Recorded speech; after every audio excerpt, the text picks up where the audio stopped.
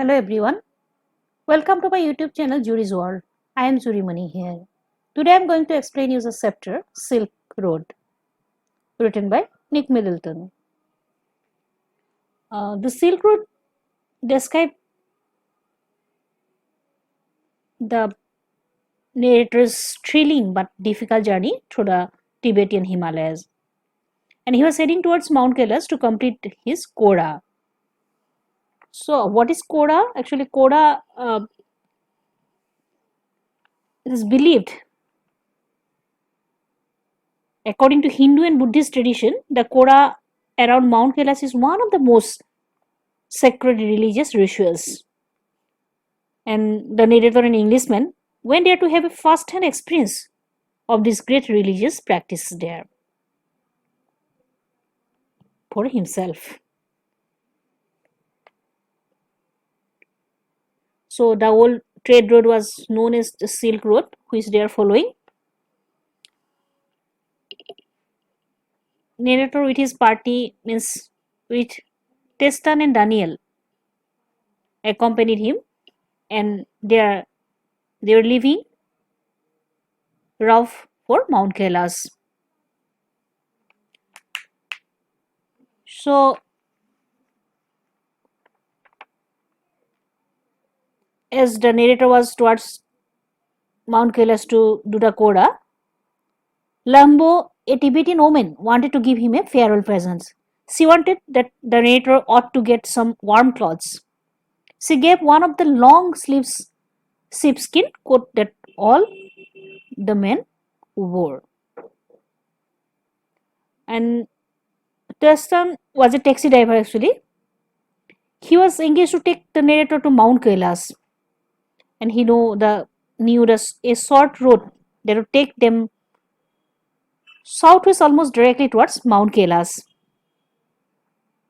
There are many fairly high mountain passes, but distance saw no problems if there was no snow.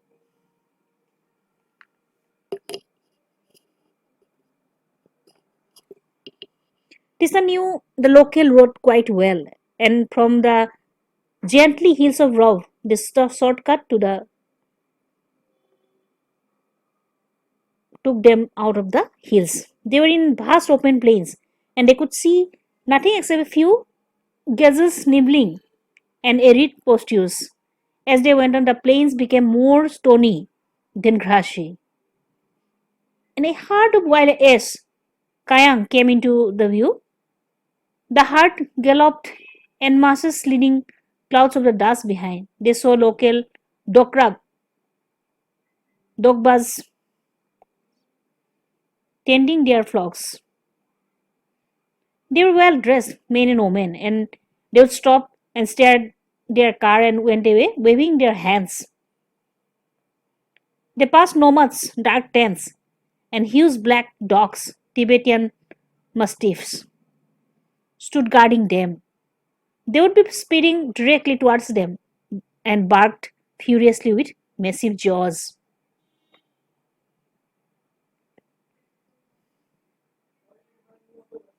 So these dorbas, as the hill started to push up one more from the arid pastures, solitary dorbas could be seen tending their flock actually. And there they were hill tribes, and they were well wrapped figures. They would pause and stare at the travelers and their cars, and occasionally they waved passing travelers. They live in dark tents guarded by huge black Tibetan mastiffs. And mastiffs, Tibetan mastiffs were nothing but huge black dogs. And the narrator calls them shaggy monsters, blacker than the darkest night. They bark furiously at anyone who approached them, and with their massive jaws. These ferocious dogs stood guarding the nomads' dark tents, and the ferocious Tibetan mastiffs became popular in China's imperial courts as hunting dogs.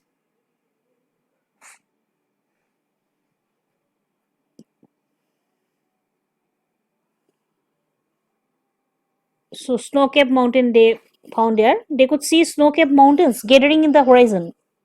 They entered a valley. The river was wide but mostly clogged with ice. Then they gained height. The turns became sharper and a ride bumper. They continued to climb. The narrator felt the pressure building up in his cars, in his ears. Then Tyson stopped. The snow was just in front of them. They were at 5,210 meters above sea level, and the narrator and Daniel stayed out of the vehicle to lighten Tyson's load. The driver, Tuston, blocked up and dove through snow without much difficulty. And 10 minutes later, what happened? They were another blockage. Somehow Tuston negotiated the rocky slope. Now they were at 5,400 meters above sea level, and now the narrators had begun to throb horribly. It was due to the effect of the high altitude. He took gloves from his water bottle to help them a rapid ascent.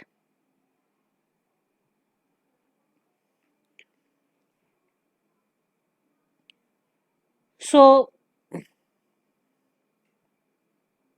it was 2 o'clock. They stopped for lunch and they had hot noodles inside a long canvas tent beside Salt Lake. By late afternoon, they reached the small town of Hor. It was an old trade road from Lhasa to Kashmir.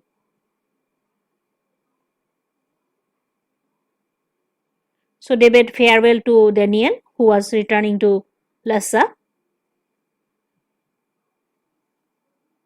So in this Hor, the small town, it is actually situated on the famous Silk Road.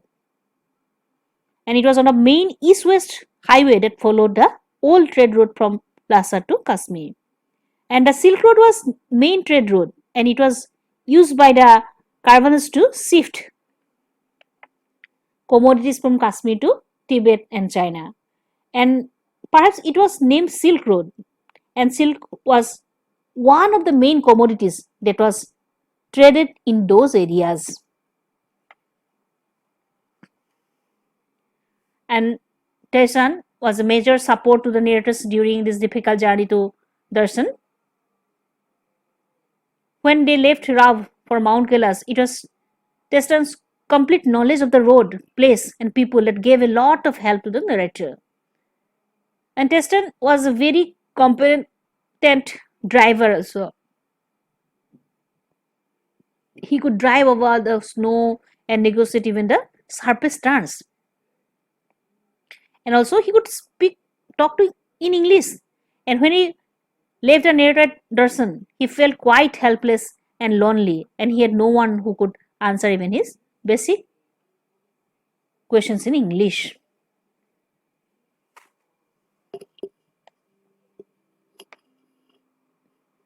So, in their road, they had suffered 2 punctures and got them fixed. Or was a dull and miserable place.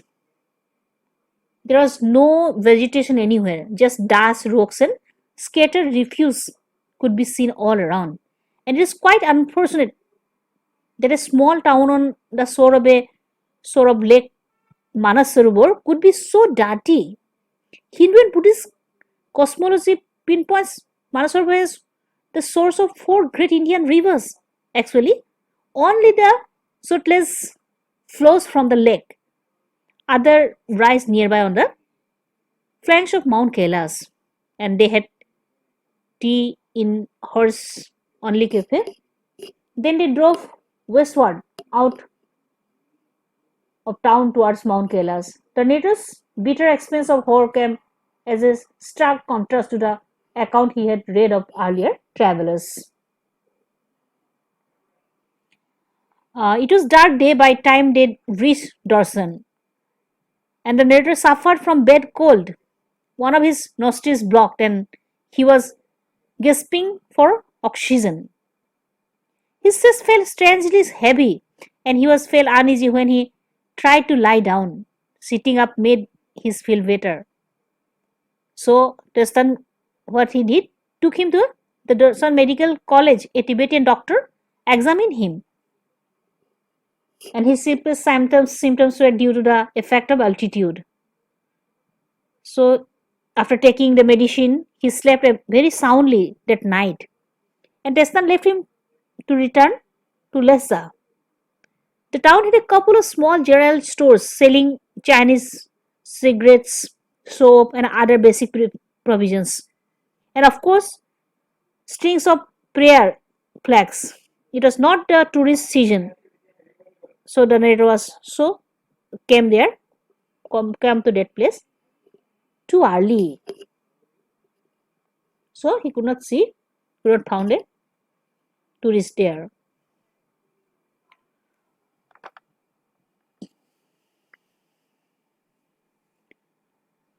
As we have seen, they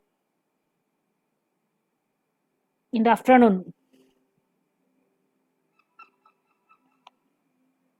the Darshan and the narrator found of his nostril box, and because of the Tibetan doctor, after using his medicine, he got relieved. After his first day course, he felt relief and slept very soundly actually. But the narrator didn't find Darsana is horrible as horror.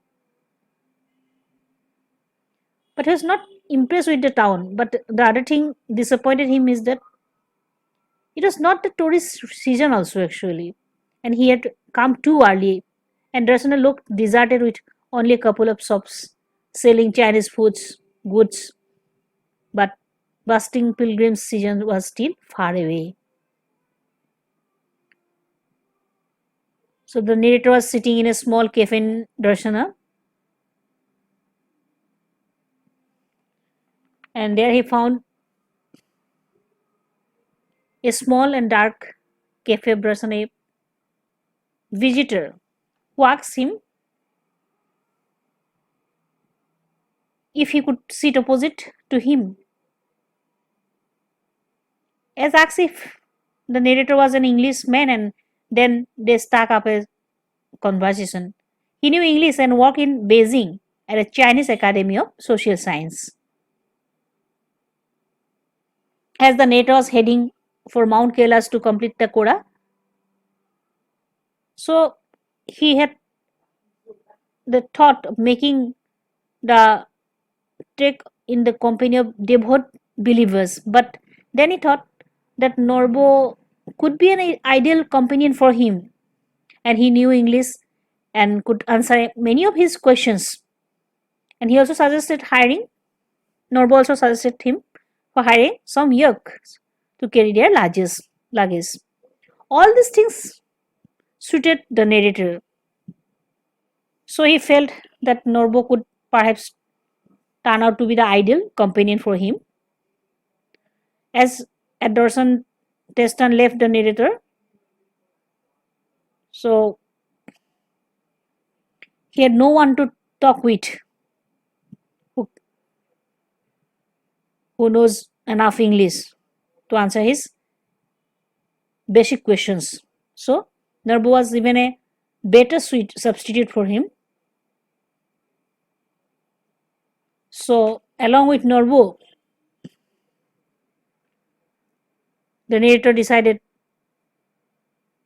to complete his Quora.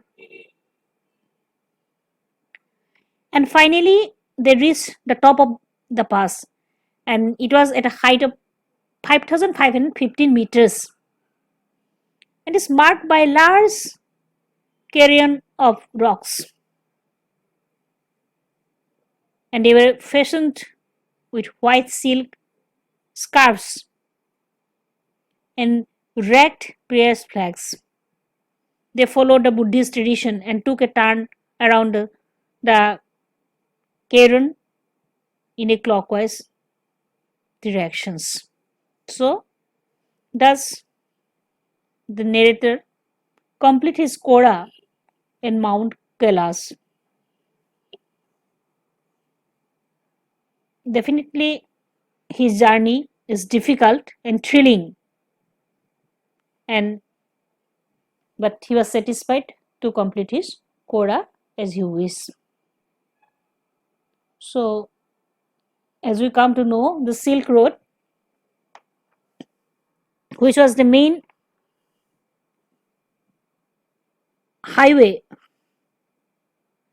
east-west highway actually, that followed the old trade route from Lhasa to Kashmir. And in the Silk Road was the main trade road actually, and this was used by the caravans to shift commodities from Kashmir to Tibet and China. So its name is Silk Road. Because one more thing we have to remember, why this road get the Silk Road name of Silk Road? It is because silk was one of the main commodities that was traded in those areas. So this is all about the chapter Silk Road, and the old trade route was known as the Silk Road, and its graphic descriptions of the local culture and places are really breathtaking. Hope you have understood the summary of this chapter. If you like my videos, do like, share and subscribe. Thank you.